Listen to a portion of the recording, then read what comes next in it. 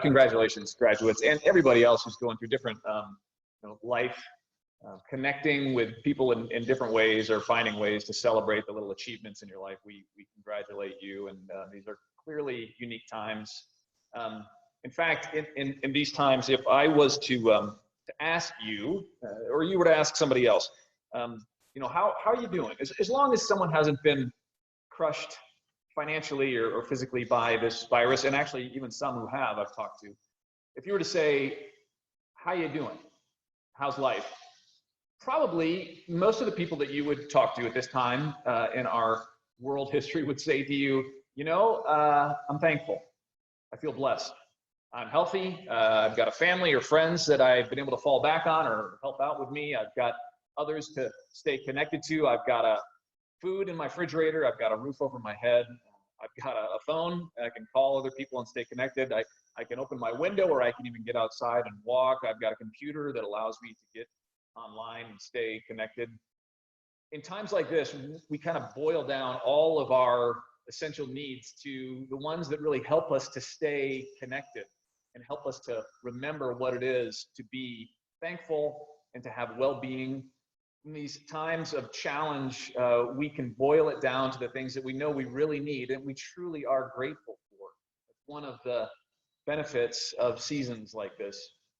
And if you're a family like our family, there might even be other benefits on top of that, where your friends or family have come to shelter with you and you've been able to spend time that you never would have spent before with others and work through some things and celebrate things together. You could even say that a time like this, even in the middle of a pandemic, you can say you're feeling blessed.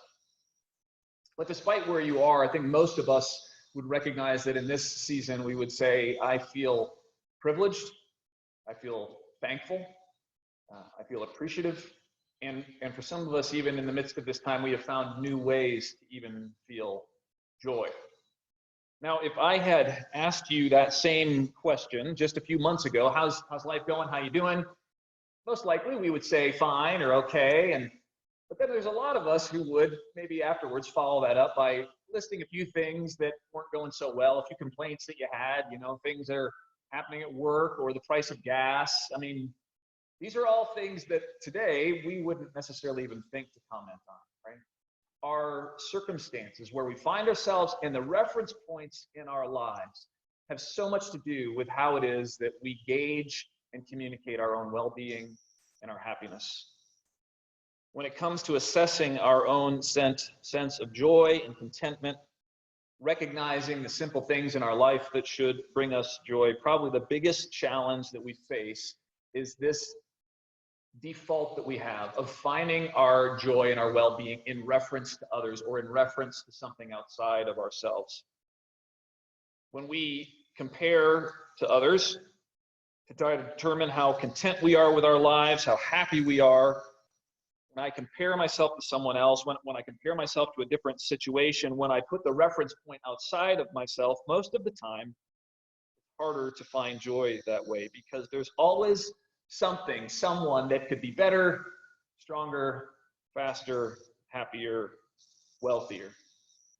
Unless we are really intentional about it in our own lives, our own souls, our own families, we will inevitably tie our sense of satisfaction and contentment and joy to some reference point beyond ourselves. And since life is not always fair and pain and luck are distributed unevenly, then finding a consistent way to assess our joy and our well-being and our contentment is a tricky thing to do. So, to help us out, our God, who knows us quite well, gave us a list of 10 things to do.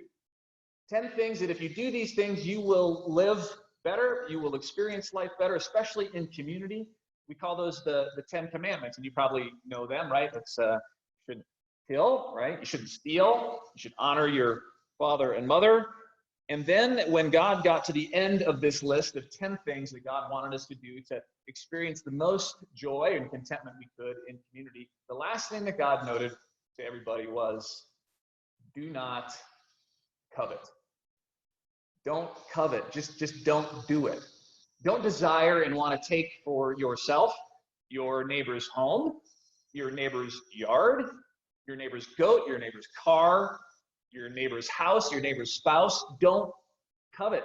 Don't desire and want to take those things for yourself, because if you do, you will be miserable.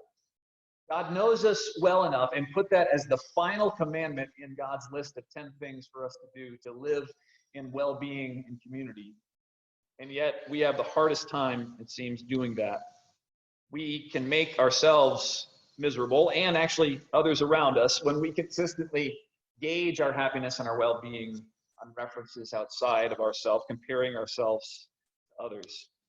In the New Testament, I'm going to share my screen real quickly here. In the New Testament, the Apostle James does this in a little bit more of a blunt way in talking about comparison, jealousy, and envy. James tends to be a bit blunt.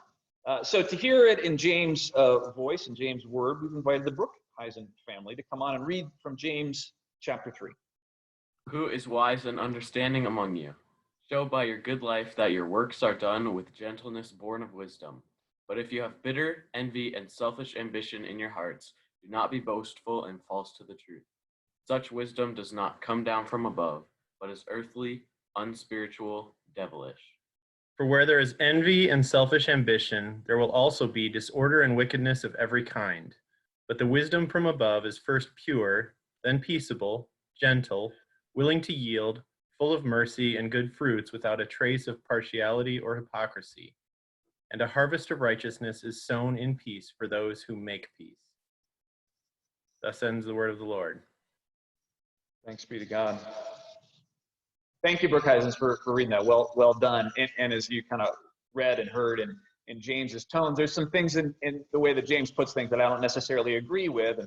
However, this understanding that the things that are desiring to tear us apart, the devilish things in life, want us to compare with others and to be jealous and to hold on to envy. And one of the ways that this kind of happens in our life, one of the ways that a friend of mine explained this to me, was that jealousy and comparison and envy are like a prison that doesn't have a key. And it's a prison that we literally put ourselves in. And the only way that prison stays closed is that we grab hold of the bars and we pull it closed. And so I found this image, right? Envy, comparing, jealousy is a prison we lock ourselves in. We are the ones who determine how tight the gate is closed. We are the ones who determine how long we stay locked. We are the ones that choose to stay in a prison like this. And so therefore it would reason that we also are the ones that can relieve ourselves from this kind of prison. The Yale class that I've been taking, maybe some of you are taking it with me, with Dr. Laura Santos on well-being and happiness. She references a study in her third or fourth lecture about V.H. Medbeck, who's a psychologist. And Medbeck and colleagues in his study depict how much our sense of happiness and joy is tied to what it is that we choose to look at and how long we choose to keep our gaze there. Now, I want to just walk through this with you. I'd like everyone just to think about a skill or a task, something that you're kind of good at, something that you've worked at that you feel pretty good about, whether that be baking, or it might be spelling, or it might be running, it could be weaving, it could be, I don't know, whittling. So something that you're fairly good at and you work hard at it, and just imagine that sometime in your life you are informed that you are one of the 100 best weavers, bakers, runners in the world.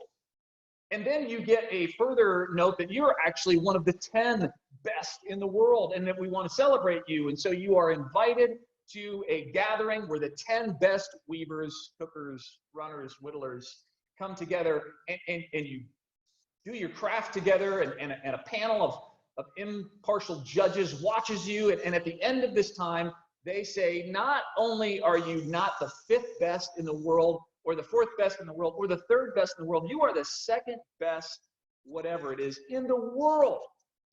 Now you can just imagine you would be thrilled. Hopefully that's something that you could remind yourself of, and if they gave you a medal, you'd hang that in your wall, and it could bring you joy for the rest of your life, right? This skill, this craft is something that you've worked on. However, what Medbeck found and his colleagues is that after studying a number of Olympics and looking at videos and pictures of people who stand on the medal stand, right? You got bronze, silver, and gold. That in looking at the pictures, looking at the videos of the people who stand and receive the medals, the three best people in the world at whatever that competition was, and then in subsequent interviews, they found that in comparing the happiness, the joy, the well-being of all three of those, the happiest was the person that won the gold. The second happiest was, can you guess? The person who won bronze, the person in third place. And the least happy of those three, and the person that shared even going forward in their life, if they continue to have resentment and frustration based on that competition, were the silver medal winners. Can you guess why? Right? It's because the silver medal winners chose to, rather than look at the entire world and how well they had done in this competition, how amazing they were, instead, all they could do was stare at the gold medal winner and wish they had just swum a little harder, worked a little harder. This is what we do. We put our gaze in one direction, and by simply choosing to do that, to choose to focus on some reference point that perhaps isn't even logical, doesn't make a whole lot of sense, we can imprison ourselves in frustration and bitterness and envy. This pandemic has reminded us, like the Apostle Paul was reminded the times when he was put in jail, literal jail. He said that I have learned to find contentment, no matter my circumstances, even joy. Because when you find yourself in those places, you reorient yourself. You take your eyes off of those irrational things that we like to focus on. And we remind ourselves, we reorient ourselves around a more permanent and eternal and realistic sense of joy and thankfulness and well-being, and we are set free. It's interesting because even those of us who have been taking more walks these last number of weeks, we tend to, right, walk a few extra blocks and walk down that street that has the biggest and most beautiful houses, right? The shows often that we choose to watch are the ones that depict amazing lives, fascinating lives played by elite, talented people, beautiful people who are wealthy beyond reason, have experiences and opportunities that we never will, people whose stories, even if they might be flawed for the camera, are perfectly curated and airbrushed. And we are reminded with every scene that if we want to be really happy and well off, we need just a little bit more. We need to do a little bit better.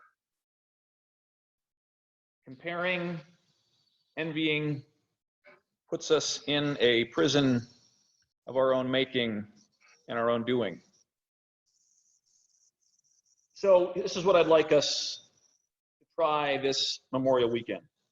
3 things that we can do this weekend that might help us to push the door open a little bit, unlock ourselves, find joy that's balanced a little bit more and based in the eternal. So the first thing that I think you can do, and this should be simple, but I would encourage you just to take a media fast.